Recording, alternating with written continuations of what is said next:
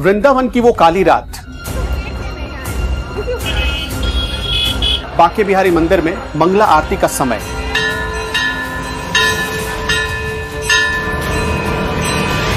हजारों भक्त ठाकुर जी की एक झलक पाने को बेताब थे, लेकिन तंग गलियों में धक्का मुक्की और फिर हो जाती है भगदड़।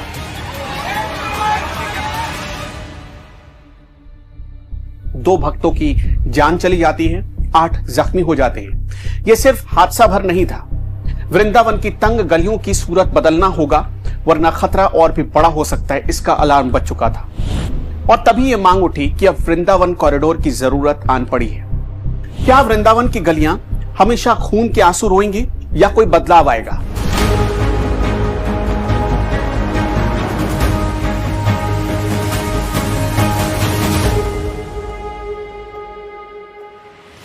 2022 की भगदड़ ने वृंदावन को हिला दिया था। भक्तों ने पूछा, क्या हम सुरक्षित नहीं हो सकते? और यहीं से जन्म हुआ बांके बिहारी कॉरिडोर के सपने का। 5 एकड़ में बनने वाला यह कॉरिडोर मंदिर को नई जिंदगी देगा। वृंदावन में बांके बिहारी कॉरिडोर की लागत करीब 500 करोड़ रुपए है। 30,000 वर्ग मीटर में इसकी पार्किंग बनाई जा रही। 5 एकड़ जमीन पर भव्य कॉरिडोर बनेगा।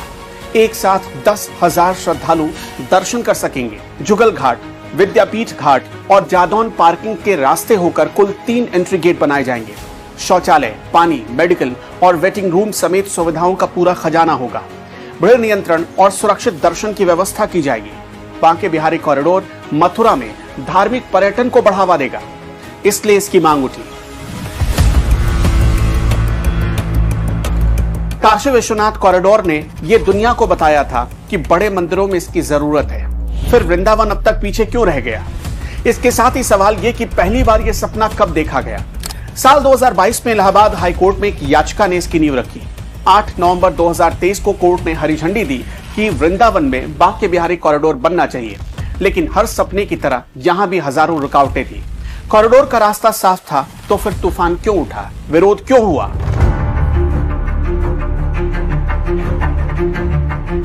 2023 में जब कॉरिडोर की बात आगे बढ़ी, वृंदावन की गलियों में आग भड़क उठी।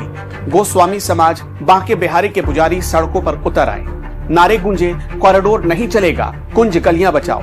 सवाल उठा कि जब लोगों की भलाई के लिए यह सब हो रहा था, तो फिर कुछ लोग विरोध में क्यों आ गए? इसके पीछे का सच थोड़ा कड़वा है, जिसके बारे में सुनेंगे तो आप हैरान रह जाएंगे।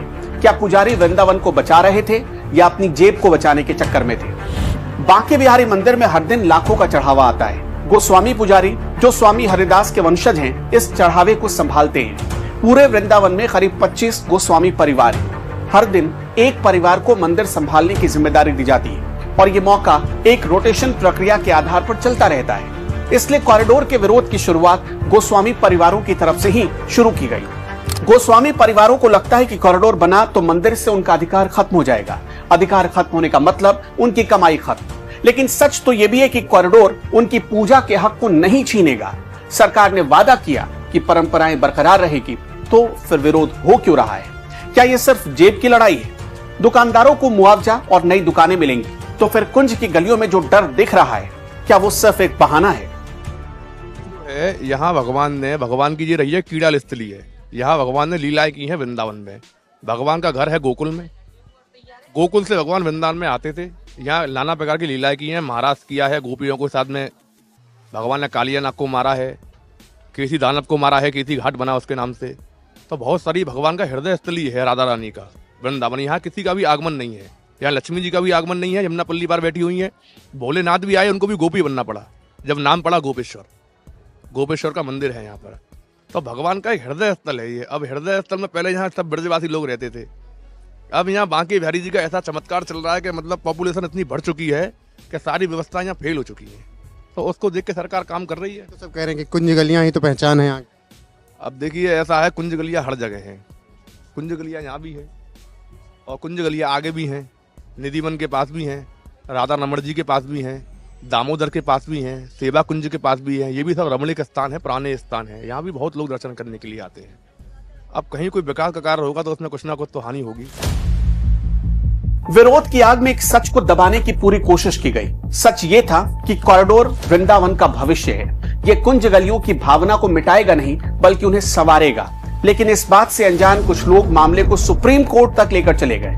ये कॉरिडोर करीब 5 एकड़ में फैला होगा, लेकिन मई 2025 में सुप्रीम कोर्ट ने यह फैसला सुनाया कि यह कॉरिडोर बहुत जरूरी है। हुआ ये कि दुकानदारों को मुआवजा और नई दुकानें देने का भी ऐलान किया गया। 15 मई 2025 को सुप्रीम कोर्ट ने 500 करोड़ की कॉरिडोर योजना को हरी झंडी दे दी। सुप्रीम कोर्ट ने फैसला दिया कि जमीन खरीद के लिए मंदिर की जमा राशि का उपयोग किया जाएगा। खरीदी गई जमीन बांके बिहारी जी के नाम पर रजिस्टर की जाएगी। कॉरिडोर से भक्तों को सुरक्षित और सुगम दर्शन मिलेगा। सुप्रीम कोर्ट ने अपना फैसला सुनाते हुए 2022 में हुई भगदड़ की घटना का भी जिक्र किया। वृंदावन कॉरिडोर से तीर्थ स्थल की सुविधाएं और सुरक्षा बढ़ जाएंगी, यह सुप्रीम कोर्ट ने भी माना। काशी और उज्जैन ने तो ऐसा कर दिखाया था। वहां कॉरिडोर बना तो रोजगार भी बढ़ा और सब कुछ व्यवस्थित तरीके से हुआ। फिर ना तो कोई भगदड़ हुई, ना ही श्रद्धालुओं को कोई परेशानी। तो फिर वृंदावन इस मामले में क्यों पीछे रहना चाहता है? वृंदावन के लोग काशी और उज्जैन से सीख क्यों नहीं लेते? क्या वृंदावन का सूरज उगेगा या अंधेरा रहेगा? मैम क्या नाम है आपका? अनामिका। आप कहाँ से आई? मैं दिल्ली से हूँ। आप हर साल आती हैं? हाँ, तकरीबन जब मौका लगता है, may be in 2 months, may be in 1 month, जैसे मौका लगता है हम जरूर आते हैं। कितनी दिक्कतें होती हैं? बहुत बहुत। बाबा तो बुला लेते हैं पर यहाँ के लोग दर्शन नहीं करने देते, क्योंकि व्यवस्था का नामो निशान नहीं है। मालूम नहीं क्यों नहीं हो पा रहा है। जब वैष्णो देवी सवर गया है, शिरडी सवर गया है, सब जगह पे अच्छा हो गया है, ये क्यों नहीं है? तो इतना बड़ा धाम है, क्यों नहीं कर रहे हैं? जरूर करना चाहिए, इनको जरूर कुछ सोचना चाहिए कि एक लाइनें हो बुजुर्गों के लिए, बच्चों के लिए। बहुत ही मुश्किल झेलते हैं वो। माँ बाप सिर्फ बच्चों को पकड़ते रहते हैं, और आज की डेट में बहुत सारे बच्चे भी बांके बिहारी जी के भक्त हैं। तो कितनी इच्छा से आते हैं वो, और उनको वो दर्शन भी ठीक से नहीं हो पाते। तो क्या भाव लेके जाते होंगे कि बाबा हमारे नहीं है? बाबा हमारे ही हैं। तो उनके दर्शनों की व्यवस्था प्लीज प्लीज प्लीज, मैं योगी जी से भी कहना चाहूंगी, हाथ जोड़ के निवेदन है कि ठीक करें इसे, ताकि हमारी श्रद्धा, हमारा प्यार प्रभु से बना रहे। हम इतनी दूर से आए दर्शन करने, और अच्छे से करके जाए, उनके आशीर्वाद लेके जाए, ना कि धक्के। बाहर से आप देखिए कितनी लंबी लंबी लाइनें हैं, लोग धक्का मुक्की कर रहे हैं। तो जो कॉरिडोर योगी सरकार बनवा रही है, उससे आप कितना फायदा देखती हैं? फायदा होगा? आशा करती हूँ कि आने वाले समय में चीजें बेहतर होंगी, क्योंकि योगी सरकार काम कर रही है। बट अंदर की व्यवस्था पे भी उनके कंट्रोल है। जब अगर भक्तों को तकलीफ होती है तो सरकार बीच में इंटरवीन करती है, राइट्स हैं सरकार के, तो सरकार को आना चाहिए, इस चीजों को संवारना चाहिए। आज मैंने एक एप्लीकेशन भी डाली है यहाँ पर। I don't think it is going to affect anybody, but it's really request to press, to media and to Yogi ji to please इसको ठीक करें। इतना सब अच्छा हो रहा है, ये भी अच्छा होना चाहिए। अगली बार आऊं तो बेहतर हो। वृंदावन में हुई कुछ पुरानी घटनाओं को जब आप देखेंगे और उनका विश्लेषण करेंगे तो आपको साफ साफ समझ में आ जाएगा कि यह कॉरिडोर क्यों जरूरी है। बांके बिहारी कॉरिडोर क्यों बनना चाहिए?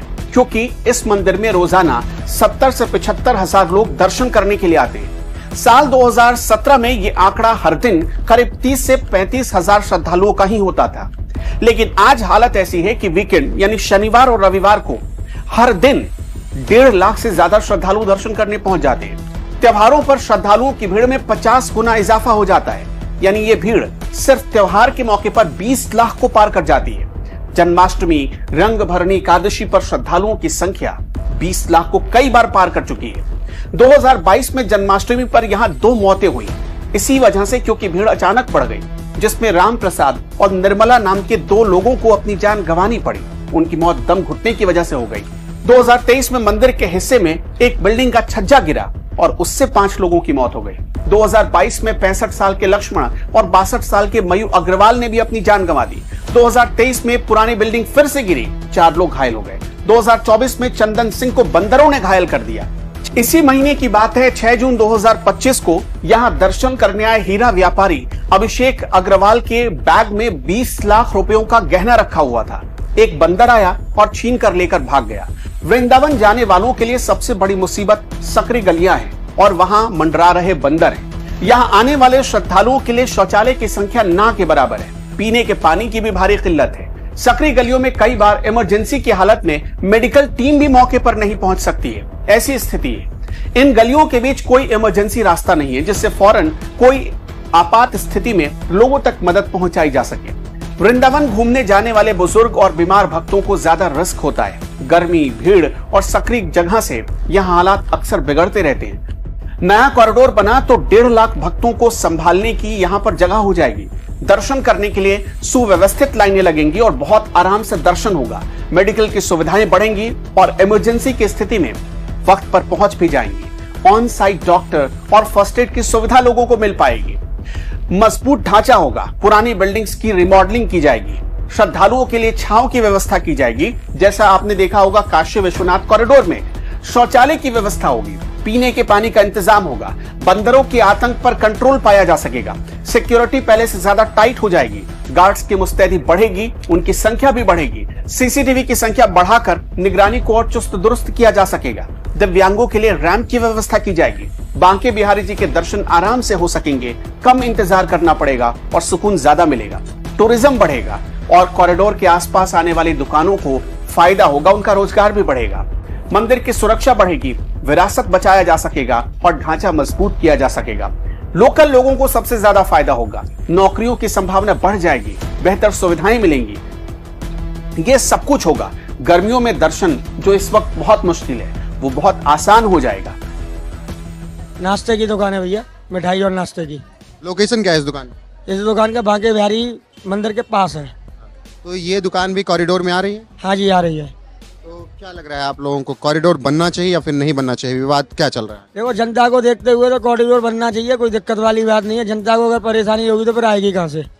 अगर जनता को सुविधा मिलेगी तो जनता आएगी। और थोड़ा चौड़ीकरण हो जाए, दुकानदारों को भी नुकसान नहीं हो, चौड़ीकरण भी हो जाए, सबको सहूलियत रहेगी, ना दुकानदारों का नुकसान हो ना परदेशियों का नुकसान हो। कॉरिडोर की मांग काफी दिन से उठाई जा रही थी, परियोजना पास हो गई है, जल्दी उस पे काम होगा, लेकिन कुछ लोगों को उस पे आपत्ति है। मैम, आपत्ति तो सबको ही रहेगी, सेटिस्फाइड तो कोई पूरी तरीके से हो ही नहीं सकता।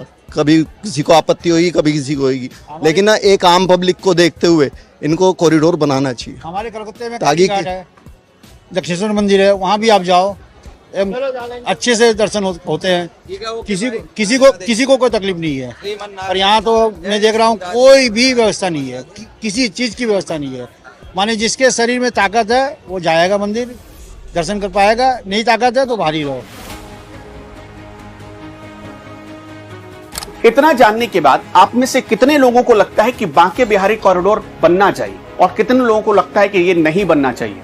हमें कमेंट बॉक्स में बताइएगा और ये भी जरूर बताइएगा कि क्यों नहीं बनना चाहिए। अगर आप ये मानते हैं कि नहीं बनना चाहिए तो क्यों नहीं बनना चाहिए, हमें कमेंट में ये भी बताते चलिएगा।